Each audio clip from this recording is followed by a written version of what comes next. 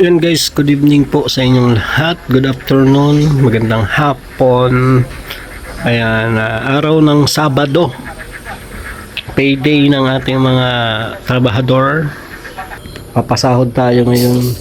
Maliit lang to kasi ilang araw lang yung trabaho nila. Yung isa 4 days, yung isa 3 days. No? Kaya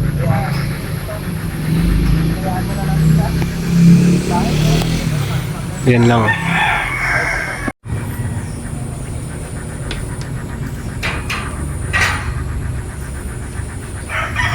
What's your name?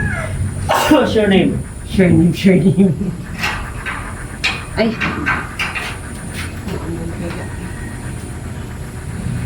Kuya, dito na.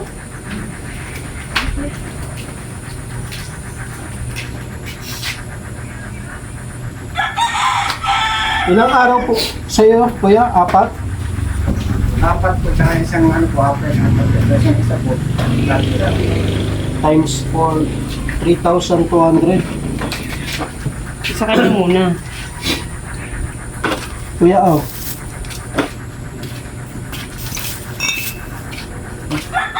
Meron pa. Bonus yan. Vitamins yan ay. Vitamins. 4 na araw. Ay, 3,200. Thank you po. May vitamins Salamat yan. sa may tamis. Yeah. Tapos yung May tamis pa rin eh. Tapos ang nalibag. 550 times 4. Toto. Ito.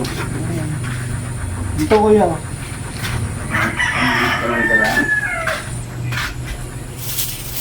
Thank you po at masisipag ang mga trabahador natin. Tama po, tuto. Ito niya po sa akin. Ay, sa Ay. ito pala yung tuto. Ito lang. Tatlong araw lang. 160. Tama, ito 650. Kuya, sa Lunes, 4 na kayo? Tama po, 1,650. Ito. Thank you. Thank you po.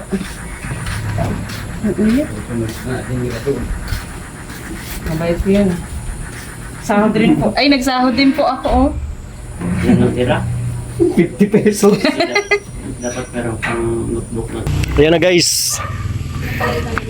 So bukas ay sa Lunes po ay ano na sila, magbubuhos na sila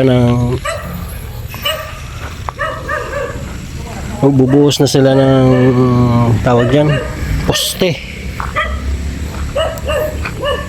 Wow. So nakapag-hukay na po sila ng siyam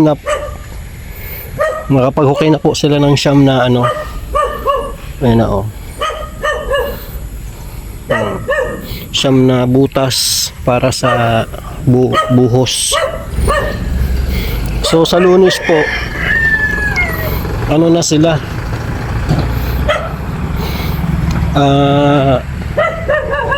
magbuhos na sila ng poste. Ayan guys, oh.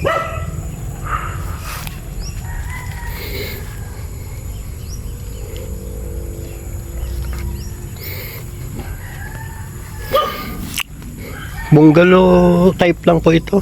Hindi. Pero may abang lang ito ng ano. May abang lang po ito na second floor.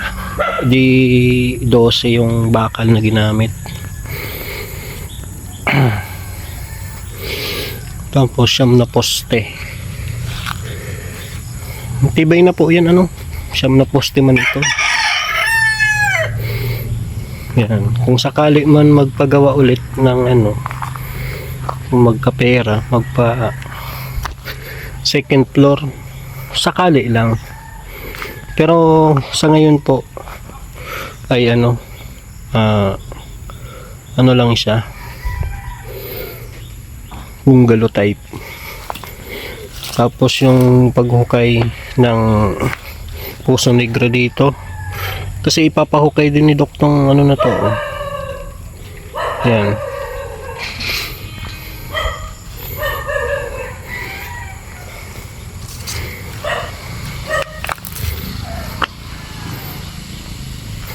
4 days. 3 days na gawa.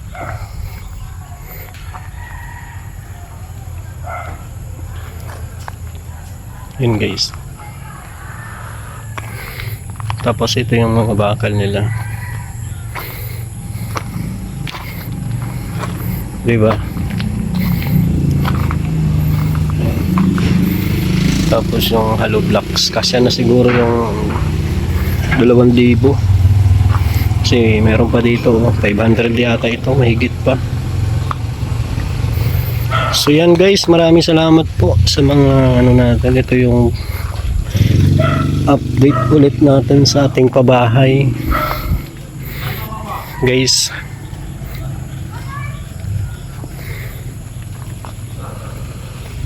Next week po may mga ano na yan, nakatayo na yan dyan, diba? May mga nakatayo na yan dyan.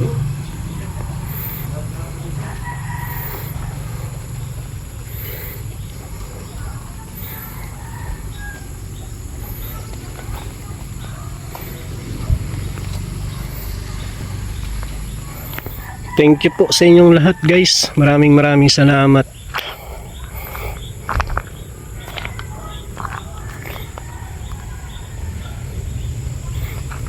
I-elevate yan dun sa taas ng ano ni Doc.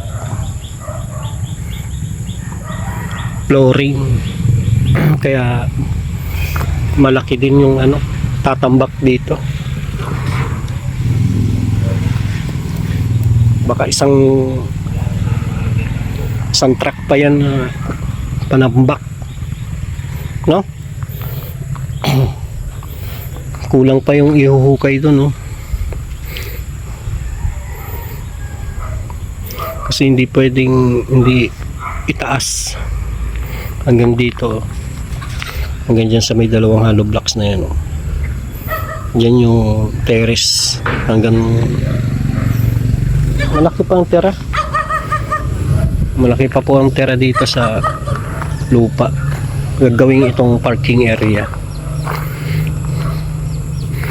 Parking area.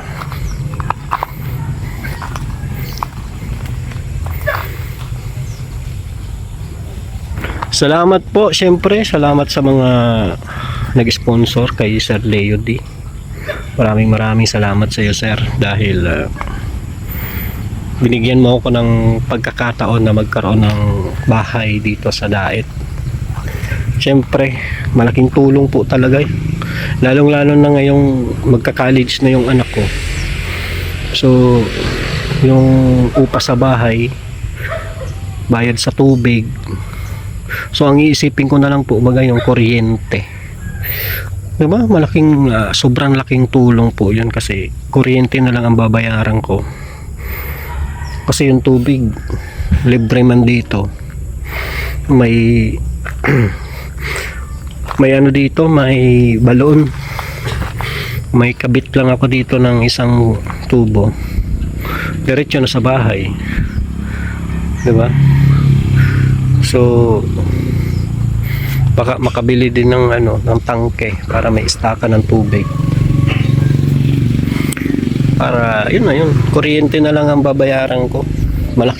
Sobrang laking ano na yun, tipid talaga sa amin, lalo na't magka-college na yung anak. Kaya maraming salamat kay Sir Leo D dahil binigyan niya ako ng pagkakataon na magkaroon ng bahay dito na hindi inuupahan, di ba?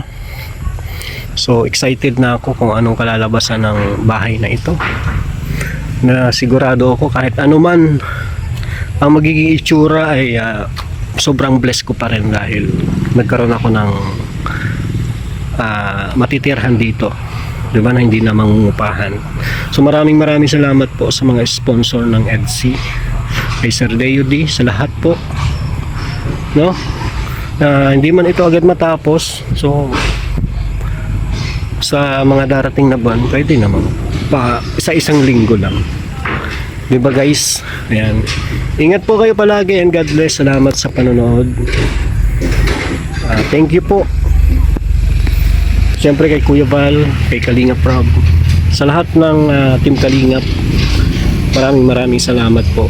Maraming tutubi guys, oh. Maraming tutubi sa bahay. Oh, madami. Oh. Magliliparan. Ingat po and God bless everyone. Jesus loves you.